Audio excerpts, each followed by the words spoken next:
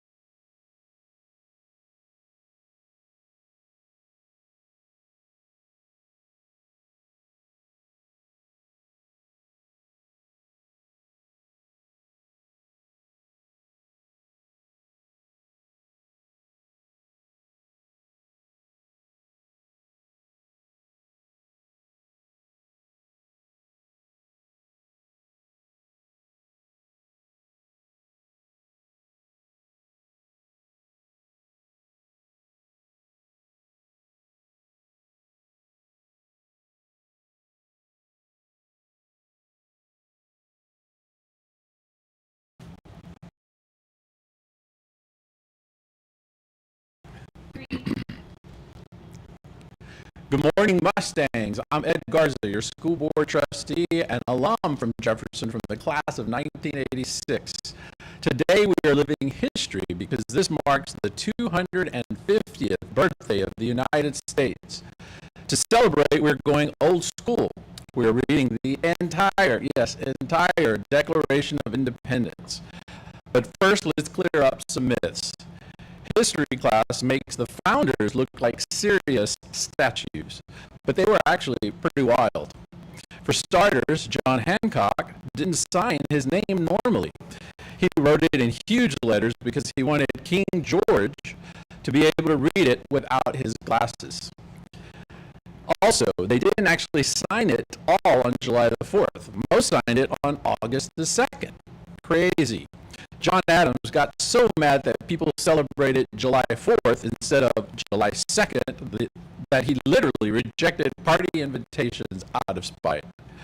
Oh, and Benjamin Franklin wanted the national bird to be a turkey. Yes, a turkey.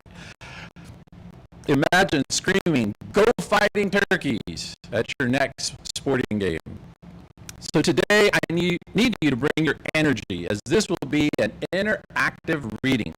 Keep your eyes glued to the screen. Whenever you see the word "all" pop up, that is your cue to unleash your inner founding father or mother. Read it proudly. Are we ready, Mustangs? Let's drop some history. On July 4th, 1776, the 13 American colonies did something unthinkable. They declared themselves free from the most powerful empire on Earth. The Declaration of Independence was more than just a breakup letter. It was a bold statement of human rights that changed the course of history forever. By 1776, tensions between the colonies and Great Britain had reached a breaking point. The reasons for the Declaration were rooted in three main grievances: taxation without representation. The British Parliament imposed taxes like the Stamp Act and the Tea Act, without giving the colonists a voice in government. Abuse of power. King George III was accused of acting like a tyrant, suspending local laws, and keeping standing armies in the colonies during times of peace. The desire for self-governance. Influenced by Enlightenment ideas, many colonists believed that all people should have unalienable rights, including life, liberty, and the pursuit of happiness. While we often think of the Declaration as a solo project, it was actually the work of the Committee of Five by the Second Continental Congress, our school's namesake, Thomas Jefferson. The primary author gifted writer from Virginia, drafted the original text in just over 2 weeks. John Adams, a fierce advocate for independence who pushed Jefferson to do the writing. Benjamin Franklin, the elder statesman who gave words of wisdom and key ideas to the edit of the draft. Roger Sherman and Robert Livingston. Though less famous, these two were essential representatives from Connecticut and New York. After days of heated debate and several rounds of editing, the Continental Congress officially adopted the document on July 4, 1776. It wasn't mailed to the king. Hundreds of copies known as Dunlap broadsides were printed and rushed to every colony. On July 8th, the Declaration was read aloud in the Philadelphia State House yard, to the ringing of bells and cheers of "Huzzah!" For the 56 men who eventually signed it. This was an act of high treason against the British Crown, a crime punishable by death.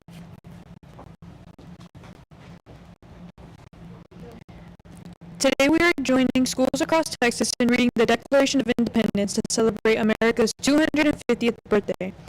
Written in 1776 by leaders like Thomas Jefferson, it explains why the American colonies chose to separate from Great Britain and we became our own country.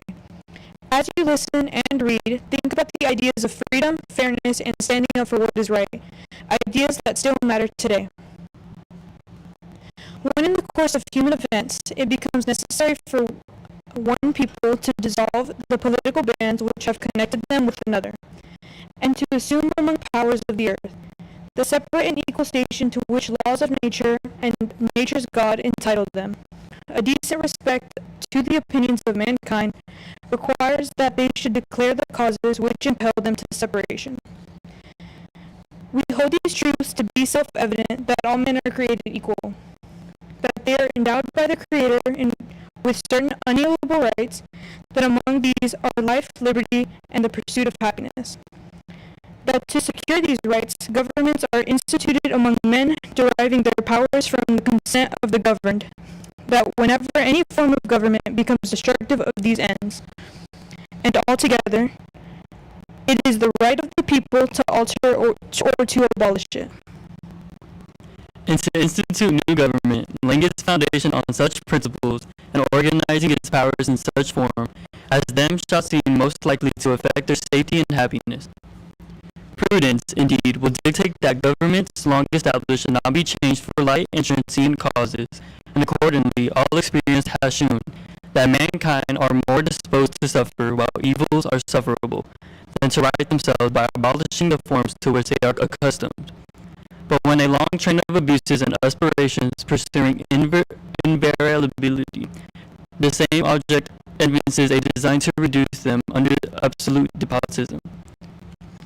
Altogether now, it is their duty to throw off such government, and to provide new guards for their future security. Such has been a patient sufferance of these colonies, and is such now the necessity which constrains them to alter their formal systems of government.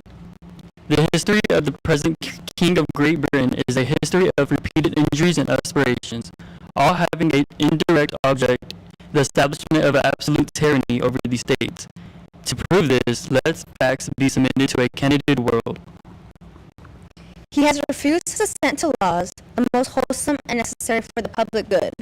He has forbidden his governors to pass laws of immediate and pressing importance, unless suspended in their operation till his assent should be obtained, and when so suspended, he has utterly neglected to attend to them. He has refused to pass other laws for the accommodation of large districts of people, unless those people will relinquish the right of representation in the legislature, a right inestimable to them and formidable to tyrants only. He has called together legislative bodies at places unusual, uncomfortable, and distant from the depository of their public records for the sole purpose of fatiguing them into compliance with his measures.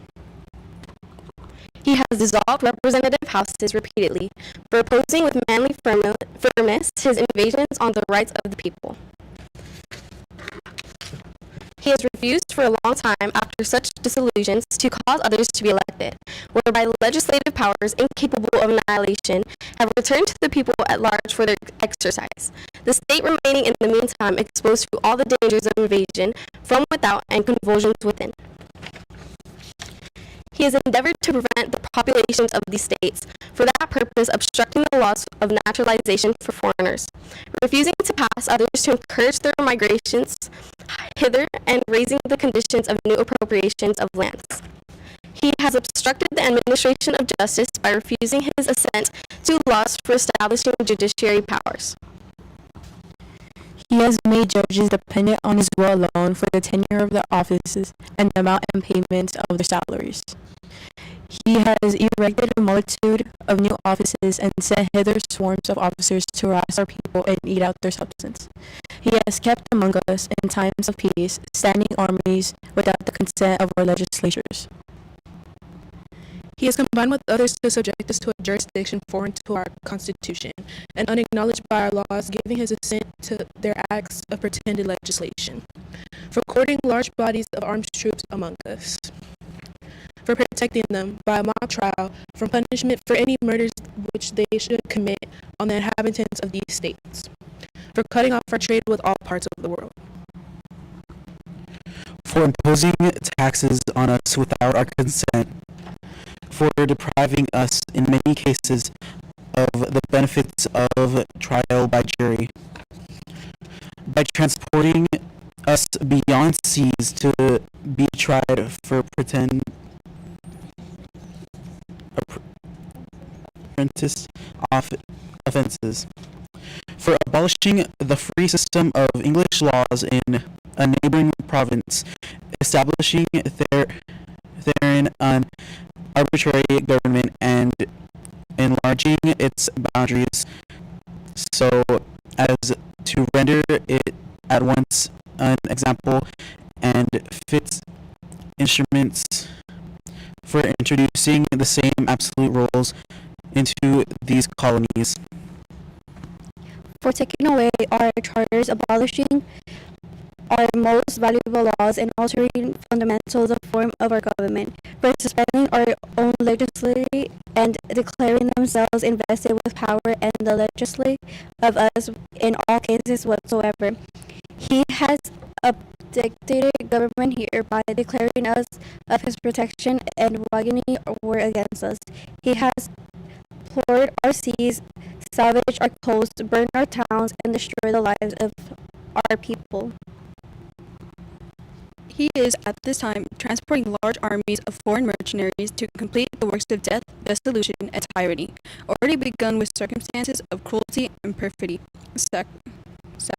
scarcely paralleled in the most barbarous ages and totally unworthy the head of civilized nations. He has constrained our fellow citizens, taken captive on the high seas to bear arms against their country, to become the executioners of their friends and brethren, or to fall themselves by their hands. He has excited domestic insurrections among us, and has endeavored to bring on the inhabitants of our frontiers, the merciless Indian savages, whose known rule of warfare is an undistinguished destruction of all ages, sexes, and conditions. In every stage of these oppressions, we have petitioned for redress in the most humble terms. Our repeated petitions have been answered only by repeated injury. A prince whose character is thus marked by every act which may define a tyrant is unfit to be the ruler of free people.